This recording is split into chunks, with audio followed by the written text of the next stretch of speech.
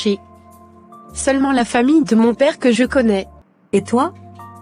N'as-tu jamais eu de la nouvelle, ou alors quelque chose qui peut te renseigner où ils sont maintenant? Non, pas du tout. Une fois j'ai essayé d'envoyer une lettre au village de ma mère, pour rechercher sa famille, mais je n'ai plus jamais revu le chauffeur. Mon ami Emma, ça doit être dur, pour toi beaucoup de courage, je te souhaite bonne chance. Non Chloé, désolée de venir t'agacer avec mes problèmes. Je sais que toi aussi ce n'est pas facile. Mais merci de m'avoir écouté. On ne se reverra peut-être plus. Parce que ce week-end je dois me rendre au village, afin de continuer mon école là-bas.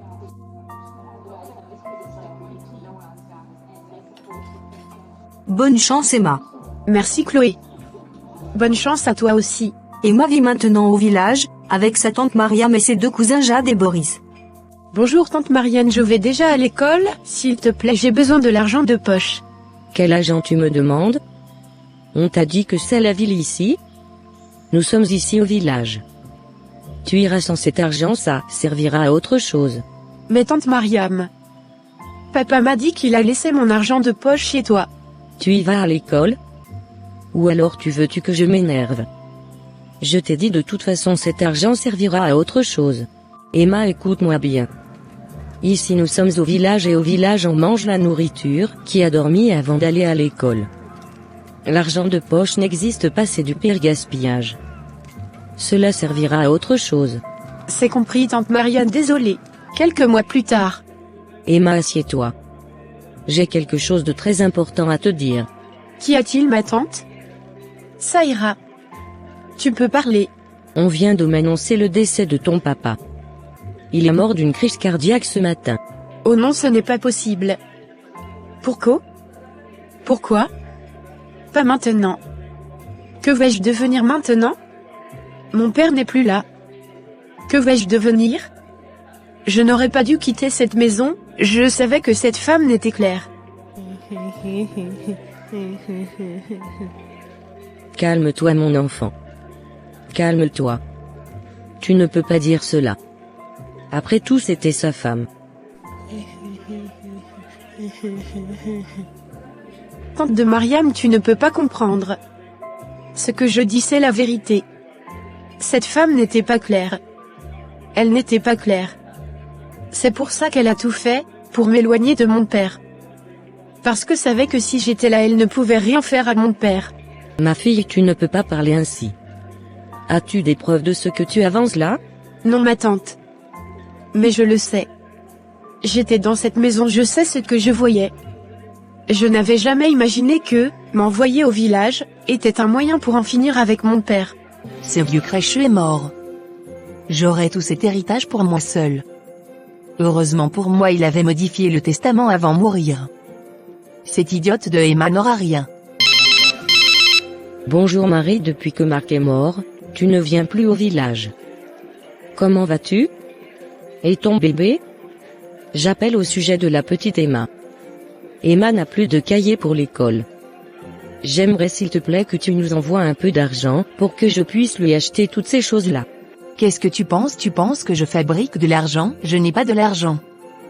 Débrouillez-vous là-bas comme vous pouvez. Et arrête de m'appeler tout le temps.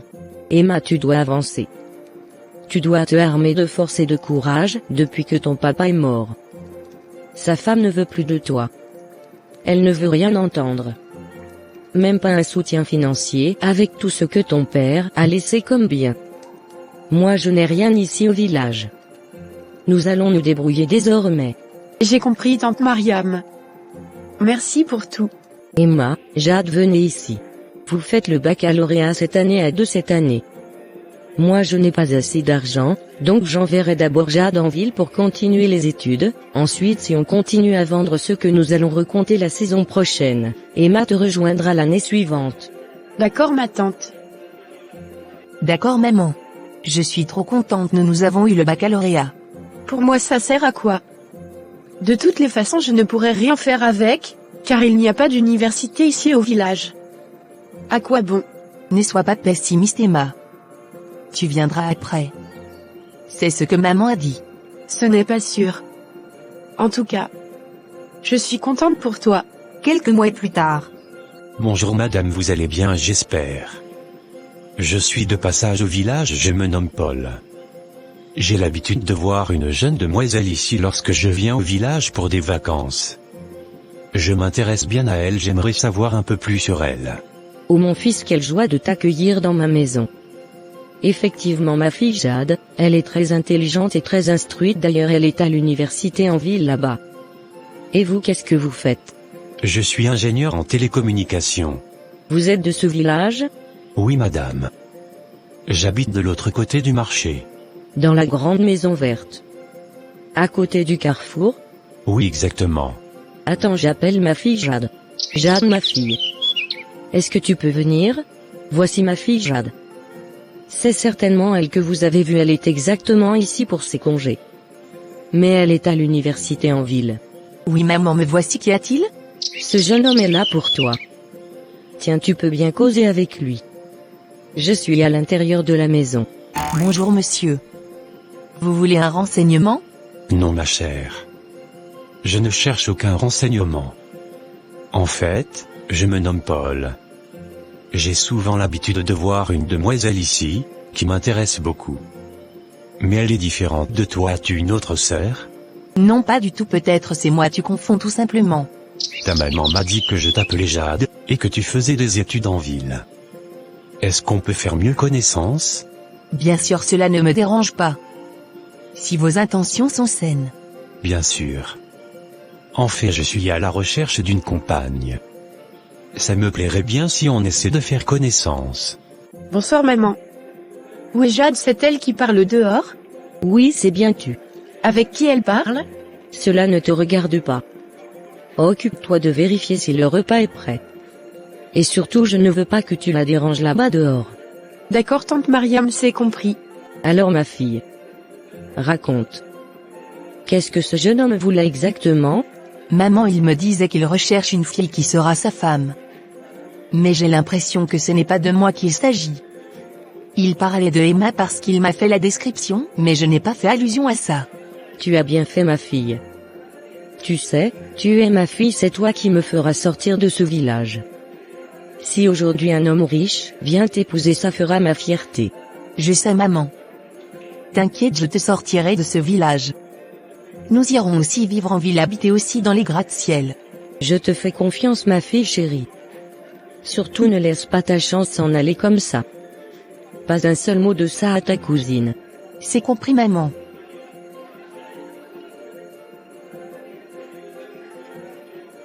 Bonjour maman. Tu as passé une bonne journée, j'espère. Je viens de rentrer du champ avec des fruits et des légumes. C'est à la cuisine. Ok. Il faudra laver les fruits et laver les légumes, on les préparera ce soir. S'il te plaît maman. Est-ce que tu as le temps après? J'aimerais te parler. Emma. De quoi encore veux-tu me parler? J'espère que ce n'est pas pour me demander de l'argent par rapport à l'école. Effectivement ma tante. Je voulais savoir si cette année qui commence, je pourrais aller en ville pour continuer avec mes études. Tu sais Emma. J'aurais aussi aimé que ça soit ainsi. Mais ta sœur se marie cette fin d'année et j'ai réservé cet argent pour essayer de la soutenir dans l'organisation de son mariage. Mais je pense que l'année prochaine, une fois qu'on aura fait des récoltes, on pourra vendre ça, pour que tu partes aussi continuer tes études en ville.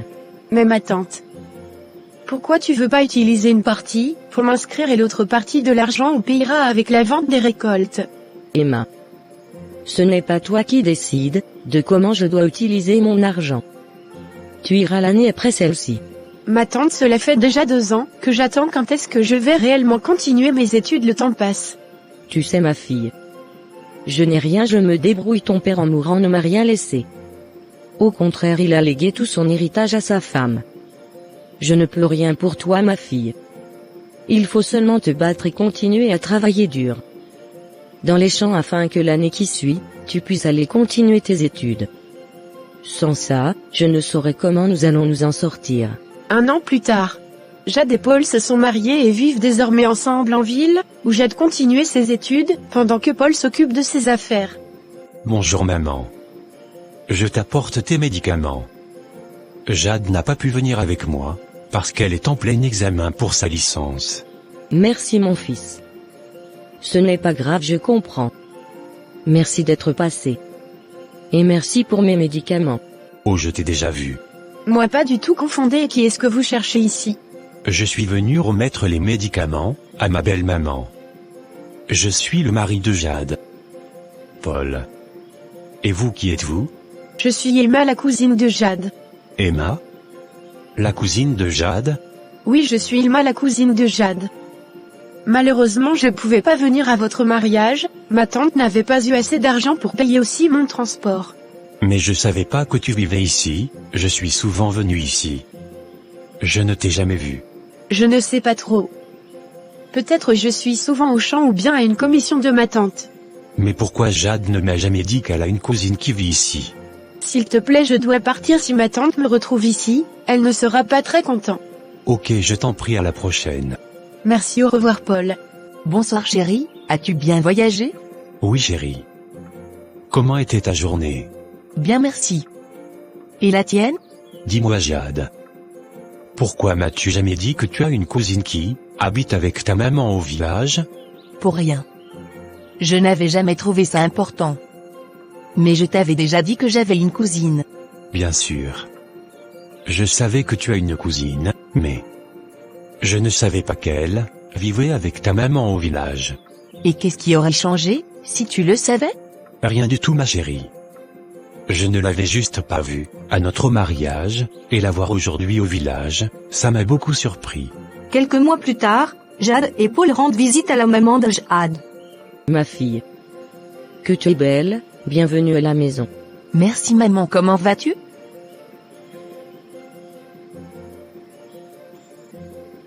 Et ton mari, où est-il? Il est à l'intérieur. Bonsoir Emma. Comment vas-tu? Bonsoir Paul. Bienvenue chez nous. Ça peut aller et toi? Mais tu m'as l'air fatigué. Que se passe-t-il? Es-tu malade? Non, pas du tout. J'en ai juste marre de cette vie. Je me demande pourquoi toutes ces choses m'arrivent. Emma, je ne sais pas trop ce qui se passe. Mais j'ai l'impression qu'il se passe quelque chose que je ne comprends pas. Tu peux me parler? Je sais. Tu ne me connais pas. Mais tu peux me faire confiance. Je suis désolée. Mais ce n'est pas une bonne idée. Merci de votre attention. Au revoir. Emma, s'il te plaît, écoute-moi. La toute première fois, je t'avais aperçu devant chez vous. J'ai sollicité te parler, mais on m'avait présenté Jade. Et ta tante m'avait convaincu qu'il n'y avait que Jade dans cette maison. Et je l'ai cru. J'avais cru que celle que j'avais vue était Jade. Je sais que c'est difficile de me croire. Mais je veux juste t'aider, parce que je constate qu'il y a quelque chose de louche qui se passe. Je sens que tu as peur, mais sache que tu peux me parler. J'ai fait exprès de retarder notre départ, parce que je cherchais à tout prix à entendre ce que tu voulais me dire hier. Mon histoire est très longue. Tante Mariam est la grande sœur de mon papa. Je suis orpheline de père et de mère. Mon papa, en mourant, avait une autre femme. Cette dernière a hérité de tous les biens et mes parents. Je vivais déjà au village. J'ai eu mon baccalauréat la même année avec ma cousine.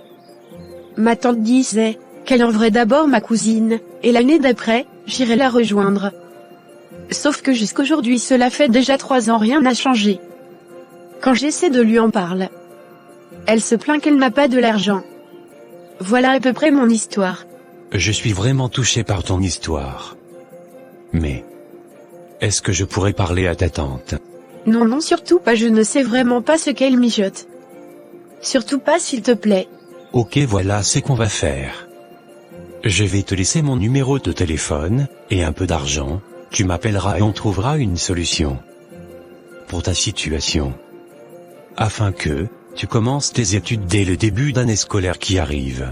Merci Paul. Je ne sais comment ça va se passer. Mais je t'appellerai.